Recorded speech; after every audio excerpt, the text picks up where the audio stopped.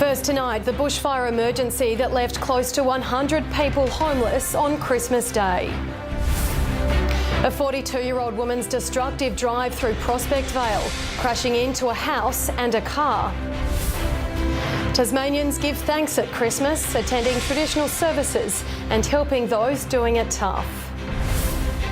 Plus, the Queen's message of forgiveness for the holidays. Kevin Spacey's bizarre video message as the fallen Hollywood star is charged with sex offences. And Sydney Hobart competitors enjoy a final day of rest before tomorrow's marathon sale. Live from our 7 Tasmania studios, your nightly news with Louise Hedger begins now. Good evening. Properties were destroyed and around 100 people were evacuated after a fire ripped through the south of Bruny Island overnight. The blaze was still raging today, but emergency crews hope the worst of it is over. A Christmas these tourists won't soon forget. Just like spend Christmas on the beach away from home and just settled in for the night, had a few beers and stuff, and then got woken up by a policeman knocking on the window. Tom Cooper, 7 Tasmania News. A Prospect Vale woman has gone on a destructive drive through Launceston. Police say the 42-year-old crashed into the back of a sedan being driven by an elderly man before colliding with this house on Cheltenham Way at around 6:30 last night. No one was injured, but police believe alcohol and excessive speed were contributing factors. The home sustained moderate damage. Anyone with more information is asked to contact Crime Stoppers. Church pews were packed and tables of food had all the trimmings at Christmas celebrations around the state. Joining the festivities were charitable causes, providing everyone with hot meals and company. For many Tasmanians, there was a traditional start to the day. Tom Johnson, 7 Tasmania News. The Queen has delivered her traditional Christmas message after a year of milestones, from weddings to welcoming new members of the royal family. The 92-year-old used her annual address to reflect on the year that was and look forward to the year ahead, and with it, another royal baby. From Buckingham Palace, the Queen reflects on 2018. It's just been a busy year for my family. Christians in the tsunami-hit region of Indonesia are using their Christmas services to pray for the victims of Saturday's disaster.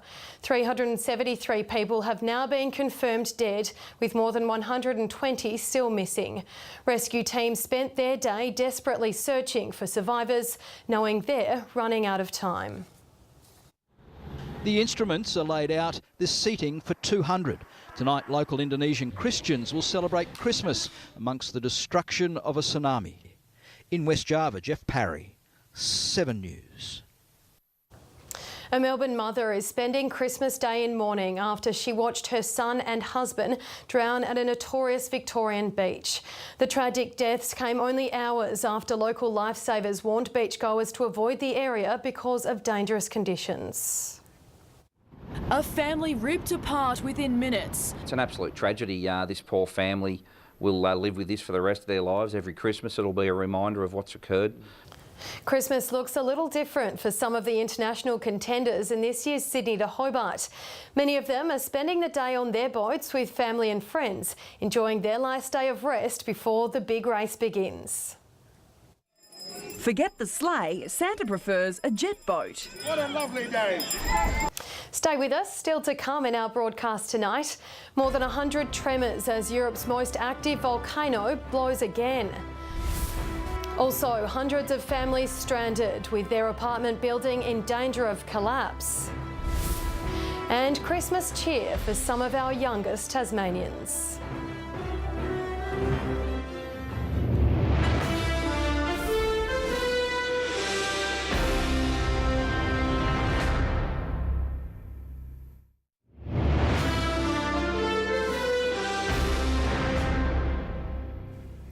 Welcome back. Children spending this Christmas in hospital had a special visitor this morning. After delivering presents overnight, Santa Claus made one last stop at the Launceston General Hospital. 10-day-old Isla was among those receiving gifts, along with 11-year-old Levi in the children's ward. It's the look on their faces and the surprise and the smiles. That's what brings me back every year. Santa says it's a great reward to spread the joy.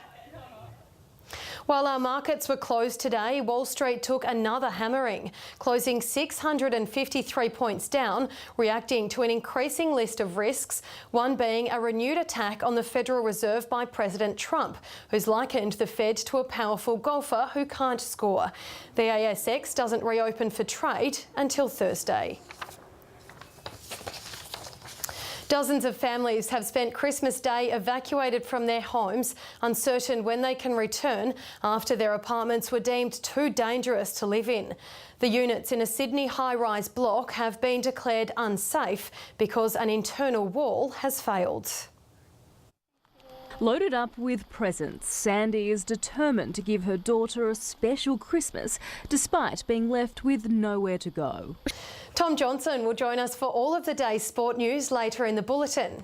With Peter Hanscom out, Mitch Marsh in for the Boxing Day test. The crew dedicating this year's Sydney Hobart to a mate lost at sea. And we take a look back at the highs and lows of the year in sport. Those stories shortly, but first after the break we take a look at the day's headlines. And then meet the Aussie mum championing change for children with autism. And we check out some of the state's best Christmas light displays.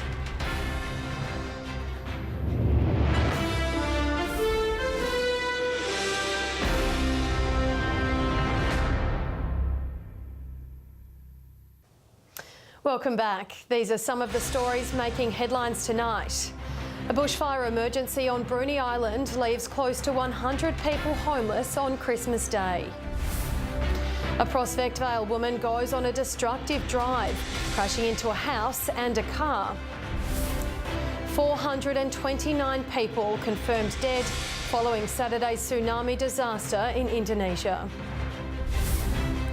And Tasmanians give thanks at Christmas, attending traditional services and helping those doing it tough. Tasmanian homes have lit up the night in recent weeks in what has become a great Christmas tradition. Fairy lights and decorations have adorned facades and front yards, with one street in particular making an all-in effort to shine. Homes converted in a flash, and in this case, it's an entire street. Eastfield Drive in Newnham has been drawing bumper-to-bumper traffic. It seems everyone's after a glimpse of the glow. An Australian mother whose daughter has severe autism is building a large online following, helping other parents of children with special needs. Sandy Golder says more support is needed for those under enormous pressure, caring for children who need extra help. This was the moment that brought Sandy Golder to tears. It literally breaks my heart. I could feel my heart hurting when I read it. Nina Stevens, 7 News. Sport is next with Tom Johnson. Good evening, Tom. Tim Payne's backing Mitch Marsh's call-up. Good evening to you too, Louise. And yes, he's right behind the selectors on this one, but there will be plenty of pressure on Mitch to score some runs, that's for sure. We'll have more on this Boxing Day Test Eve right after the break, including the injury blow for India and the spectacular catch lighting up the Big Bash.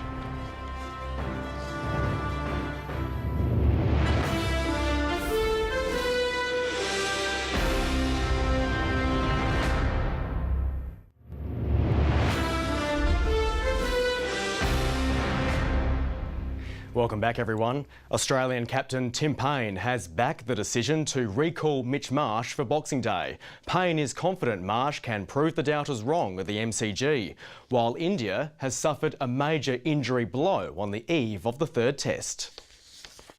Swapping captain duties for dad duties, Tim Payne is still getting used to Christmas at the MCG. The crew on board super yacht Scallywag is dedicating its Sydney-Hobart race to a mate lost at sea. John Fisher was swept overboard during the Volvo Ocean Race earlier this year, and never give up has become the motto of his best mates. John Fisher was sailing Supermaxi Scallywag around the world in challenging conditions. And finally tonight, from sandpaper to Steph Gilmore, 2018 was a year like no other in the sporting world. Here's our look back at the biggest, the best and the most controversial moments of the year. 2018 was the year of the good, the bad and the very, very ugly. Yeah, what a year it's been. Well, that wraps up Christmas Day sport, Louise. Thanks for that, Tom. Judy will join us after the break with the weather forecast.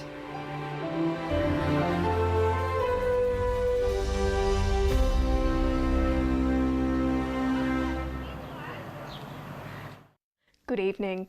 We had a mostly sunny day across much of the state. Launceston and Burnie reached a top of 27. It was 22 in Devonport and 20 in Hobart.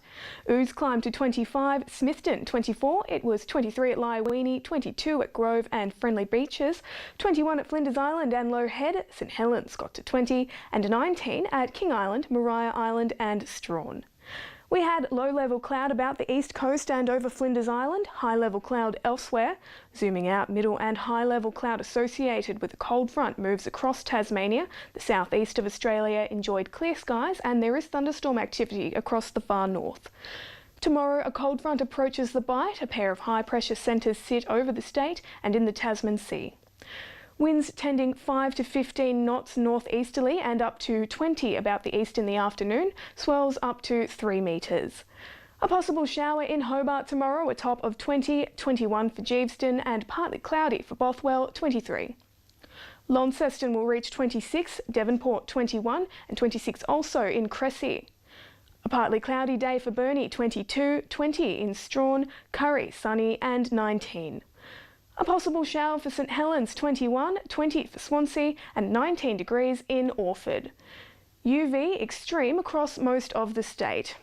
On Thursday, a mainly fine day until showers develop about the north later in the day, showers clearing during the afternoon on Friday, and more showers likely in the north and west on Saturday, but clearing by midday. Taking a look around the country tomorrow, mostly sunny in Perth, 28, 35 for Adelaide, 26 in Melbourne, and 29 for Sydney and Brisbane.